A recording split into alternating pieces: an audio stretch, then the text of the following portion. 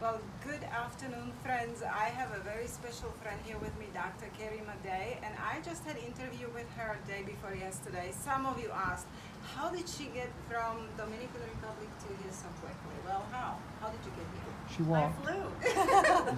Came on the plane and I That's took right. a layover in Atlanta and I got to Orlando. Right, So it wasn't right. too hard. Right, Yeah, it was exactly. good. Well, she's here in Florida. We are after Freedom Rally, and she's about to speak again. And we will also record her speech here, and you will be able to hear it. But I have some few questions for her. Carrie, can you tell me what are your feelings again? And I know we talked about this on our interview, but so many Christians think that if we vote for Trump, this is the major decision right now that we all have to vote, and we have to vote for Mr. Trump because he's gonna bring America back, bring freedom back, Constitution back, and we're just gonna go back to what we were before, and this is why we should vote for him. Do you really think he will bring us back like we had before COVID? Well, I think that the people of the United States need to know that the president signed over an emergency act, and when he did that, he lost all of his power as a sitting president. He really is just a figurehead, a puppet in essence. That FEMA has now ruled our country and will continue to rule until the emergency act is taken off. And because of that, we need to know that whoever is elected cannot have that much power because FEMA really has the power right now. So, unfortunately, if you think that's going to be a miracle with the election, I think that you are very wrong. That right now we need to depend on all of us together, banding together, unity. The American people need to come together, forget our differences, forget our differences with religion, our racial differences, creed, color, whatever, and stand up and voice what is important for us and humanity. The Emergency Act has ruined everything. Also, people need to know with the Emergency Act, our checks and balances for the safety of medicines and vaccines has been thrown out the window. We no longer have it. I've never seen anything like this in my career. Even the Food and Drug Administration has no idea what's in these vaccines about to be implemented and mandated on us. So we need to be very concerned. Yes, and we did speak about what's in vaccines, and you talked about this morning as well. I mean, afternoon. You talked Yeah. about like 1 o'clock afternoon, but Long day. it was a very long day, and I know you're tired, and you're still about to speak, so I don't want to keep you long. But I wonder if people actually did catch that you were speaking about how they are putting their names in our DNA code. Okay. Yeah. This is probably the most insane detail of this whole thing. But anyway, can you? Yeah. So who is they anyway? Who Okay. is they?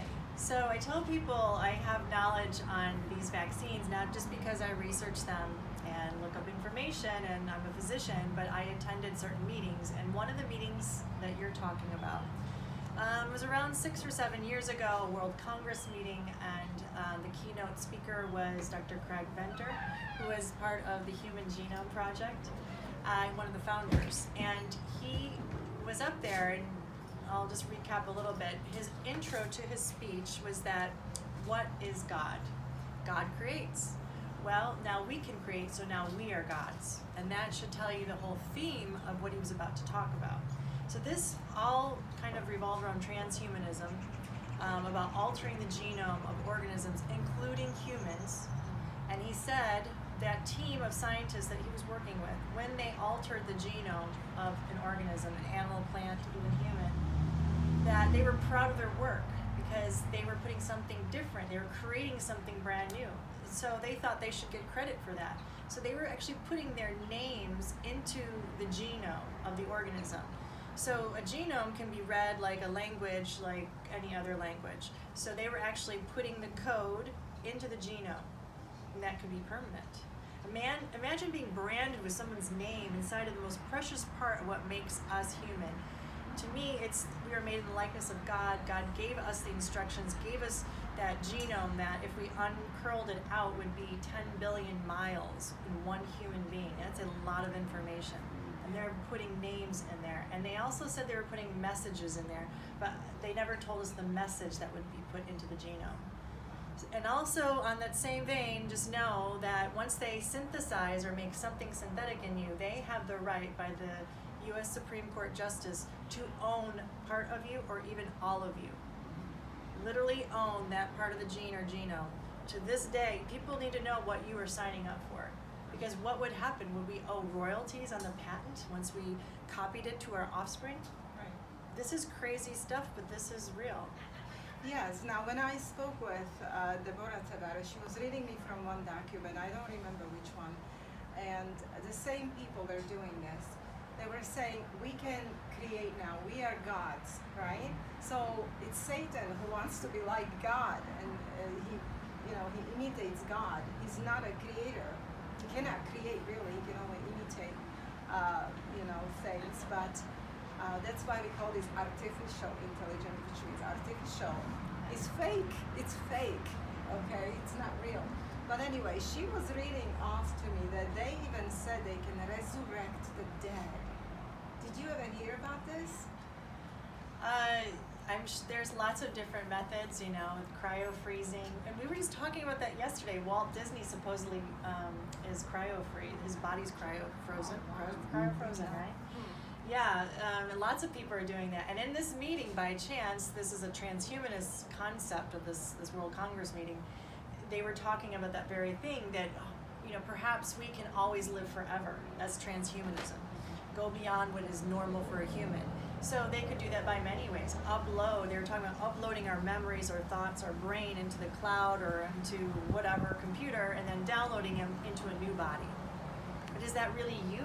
I think we're more than thoughts, we're more than memories. We are souls and spirits, right? Right. But to them, they thought this was living forever. Also, they brought up cryogenics and other things like that. Just taking a cell, cloning yourself again. There's all different things they're talking about. They believe in that sort of way to go. I think that would be hell to me. I would never want that kind of life. I believe in God, I believe in spirit, our soul, and I would never give that up. Yes, I totally agree. The same here.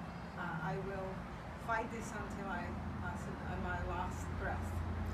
So I wanted to thank you, Dr. Carey, for your interview with us and for doing what you're doing for humanity. And we are going to record her speech here at this event, and we will post it on Fact News Network, Patreon, on Brand YouTube. So you're welcome to sign up for those.